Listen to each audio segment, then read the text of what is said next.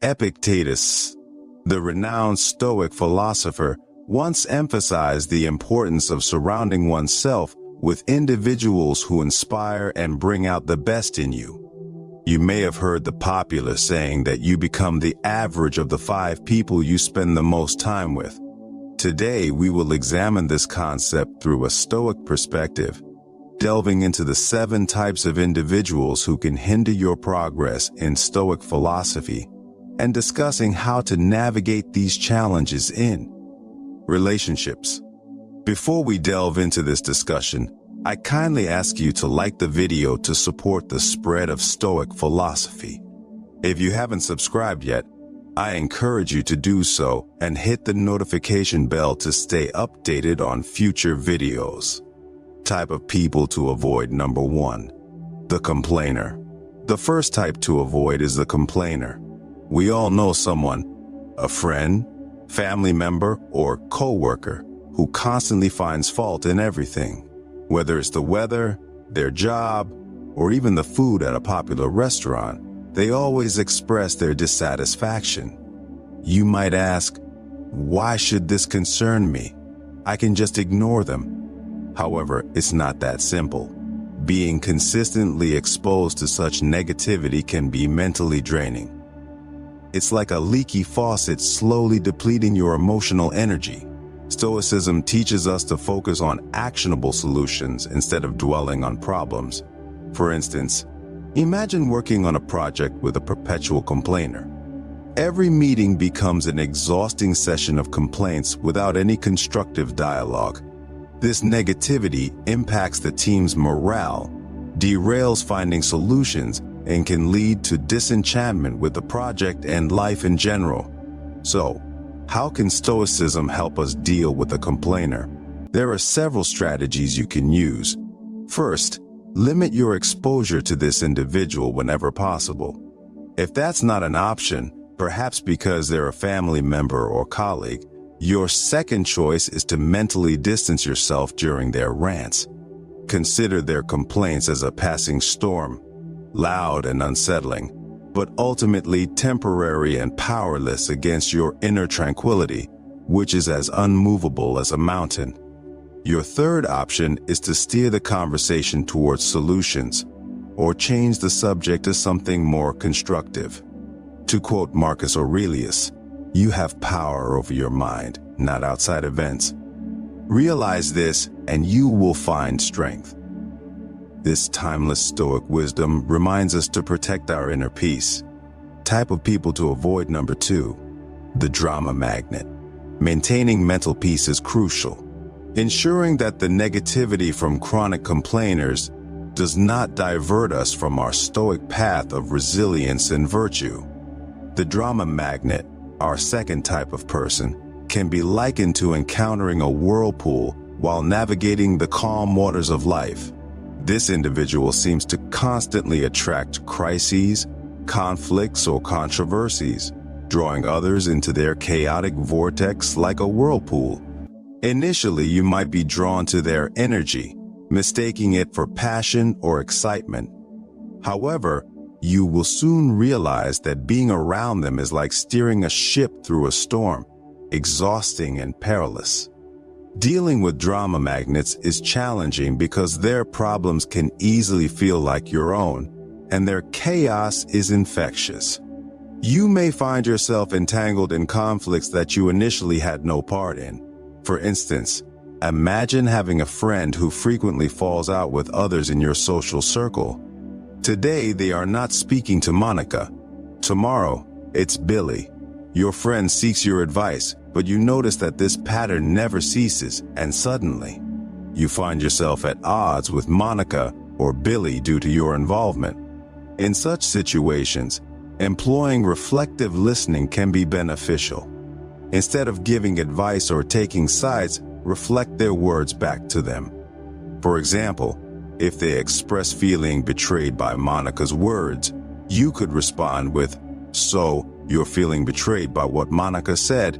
This technique offers emotional support without getting caught up in the drama yourself. Another strategy, albeit counterintuitive, is to become selectively unavailable. Stoicism teaches us to value our time, sometimes necessitating being unavailable for others' recurring crises without resolution. Turn off your phone during specific hours. Dedicate focus periods to your work or personal growth, and make it clear that you are not to be disturbed during these times. To echo Seneca, true happiness lies in enjoying the present without anxiously depending on the future. This mindset can be particularly beneficial when dealing with drama magnets. Instead of anxiously anticipating the next crisis, focus on the present moment where you have control. Enjoy your life and don't let it be disrupted by someone else's drama. Make it a point to sail your ship calmly, steering clear of whirlpools that threaten your voyage towards personal growth and tranquility. Types of people to avoid. Number 3, the naysayer. Imagine this. You're an artist painting a canvas. Each brushstroke adds color, depth, and life to your vision. Enter the naysayer. They walk into your studio, glance at your work, and immediately begin to critique it. Are you sure about that color? That doesn't look realistic. You know, most artists never make it. Their words, like strokes of gray paint, start to dull your vibrant canvas. This isn't your standard constructive criticism, which can be valuable. Instead, it's a persistent aura of doubt and negativity. For instance, let's say you're excited about pursuing a new career path. You've done your research, spoken to professionals in the field, and maybe even taken a few preliminary courses. When you share your enthusiasm with the naysayer, they quickly list all the reasons it won't work out. The market is too competitive. Do you have the right skills? What if you fail? Soon enough, their doubts start to feel like your own, and the self-assured vision you had starts to wobble. So, how do you deal with a naysayer, especially when they might be someone close to you?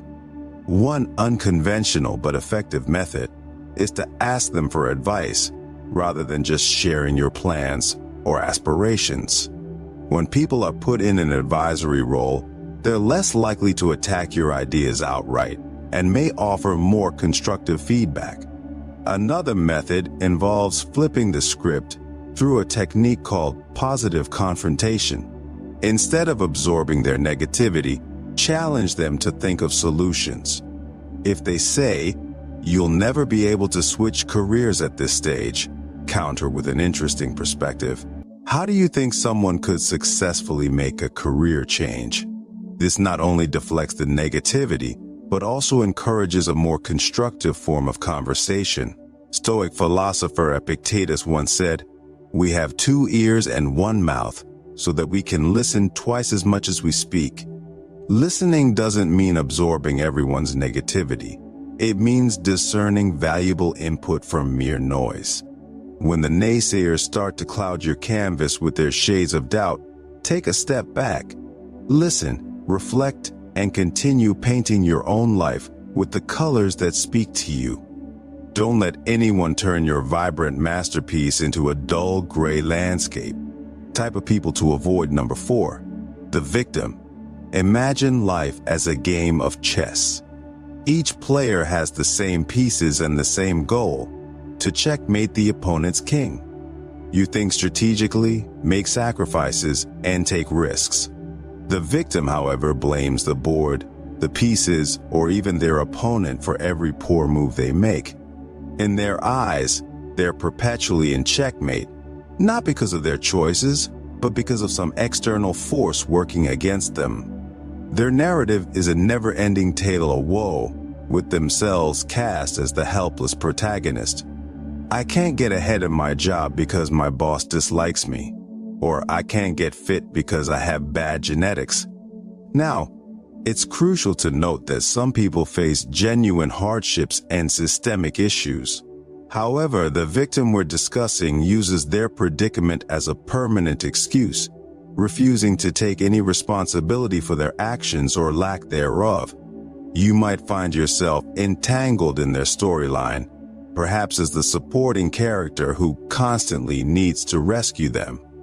Let's say you've spent countless hours listening to a friend blame their endless string of failed relationships entirely on their ex-partners.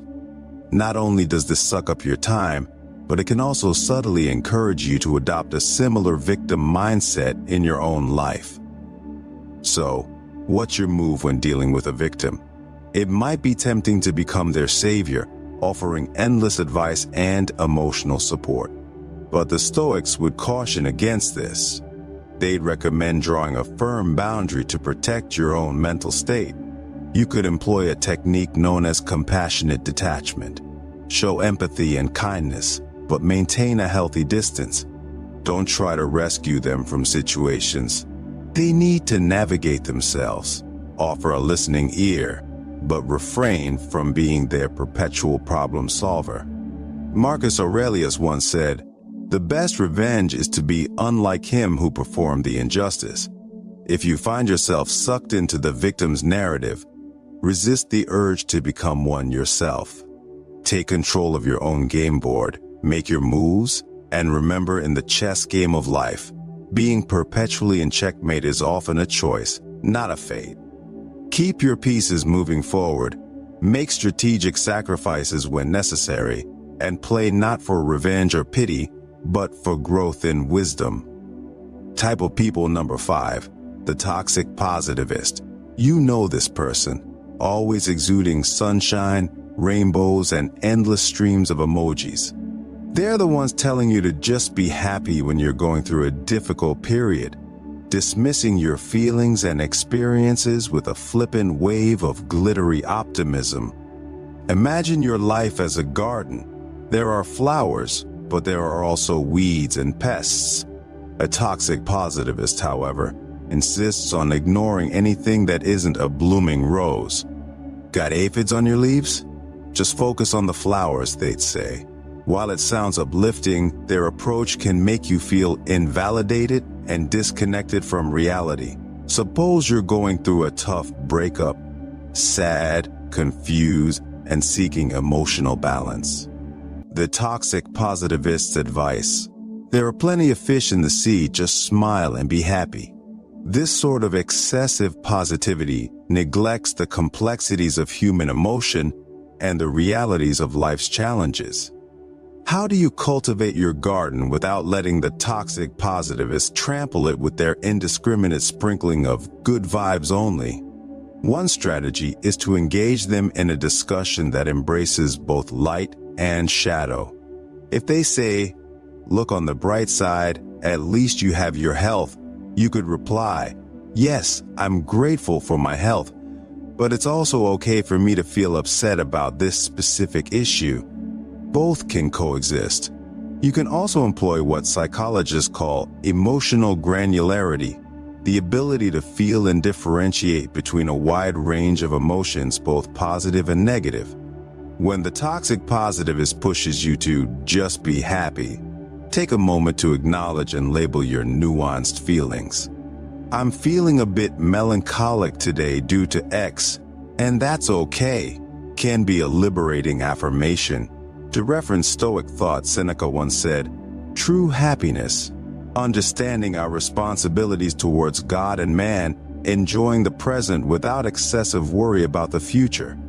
Finding the balance between acknowledging duties, which aren't always pleasant, and embracing the present with a Stoic approach. It's not about fixating on the positive or negative alone. It's about accepting life's complexities with equanimity. So, when the toxic optimist scatters their confetti on your carefully tended garden, take a step back. Remember, a garden thrives on both sunshine and rain. Embrace your full range of emotions and continue nurturing your garden with the depth and richness it deserves. Type of people to avoid number 6. The manipulator. Imagine your life as a movie script. You're the protagonist with a vision of how your story should unfold, the twists, allies, mentors, and the final act. Then comes the manipulator, the shadowy producer subtly altering your script without your awareness. One day you realize your storyline has strayed off course. Skilled in emotional and psychological manipulation, they might employ flattery, guilt trips, or deceit to push you towards their own gains.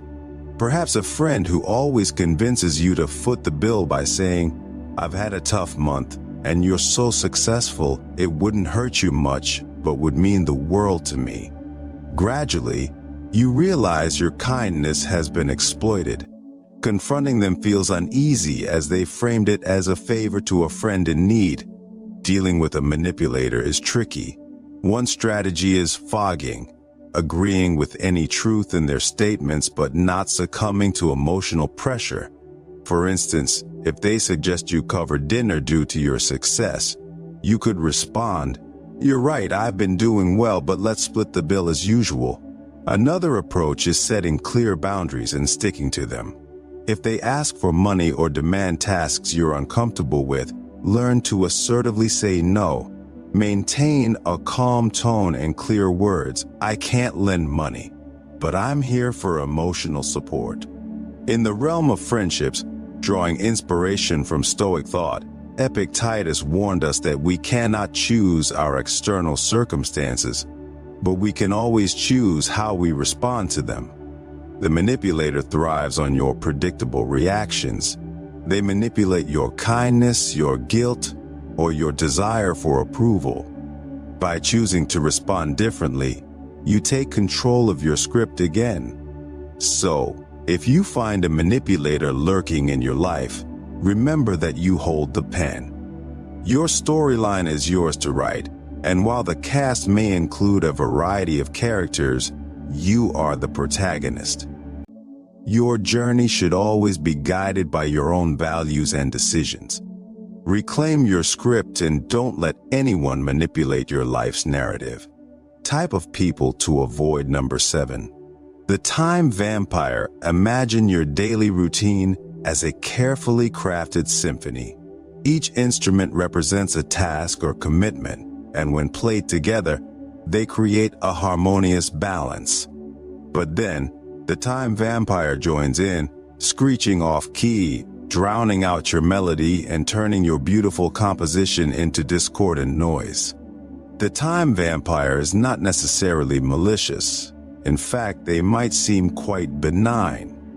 It could be a colleague who constantly interrupts you with trivial questions, turning your productive workday into a series of fragmented moments. Or it could be a friend who invites you to countless social events that you're not interested in, making you feel obligated to attend and draining your time and energy. These interactions might seem inconsequential in the moment, but their cumulative effect can be profoundly disruptive. So, how do you protect your symphony from being ruined by a time vampire?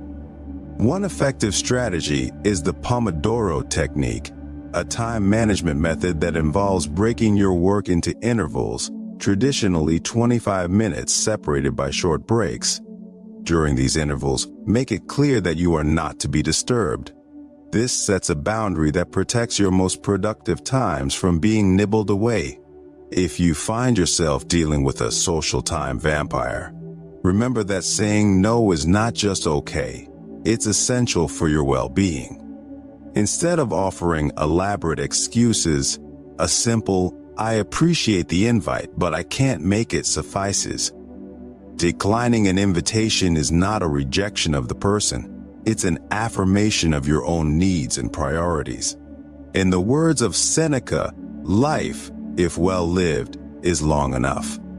Stoicism teaches us that time is one of our most precious resources, one that should be allocated wisely. It's the canvas upon which we paint the portrait of our lives, and we should be highly selective about who and what deserves a stroke of our brush. In the grand composition of your life, make sure each note, each instrument, each melody aligns with your greater purpose. Don't let the cacophonous intrusion of a time vampire throw your symphony into disarray. Hold the baton firmly and conduct your life with purpose, ensuring that every moment is a note well played in your harmonious masterpiece. as we reach the finale of today's exploration into the characters who can derail our path towards Stoic resilience and wisdom. Let's not forget that self-awareness is crucial. It's easy to identify these types in others, but the more challenging and enlightening task is to look within. Are you unintentionally playing one of these roles in someone else's life? Remember, Stoicism is not just about navigating the world. It's also about understanding and improving ourselves. If today's discussion has sparked a realization, an epiphany, or even just a bit of introspection, I'd love to hear from you in the comment section. Write your thoughts, share your experiences, and let's engage in a dialogue that enriches us all. So until next time, may your choices align with your virtues, may your actions reflect your wisdom, and may your life be the masterpiece you're meant to create. Before leaving this page, don't forget to like this video, comment, and subscribe to my channel.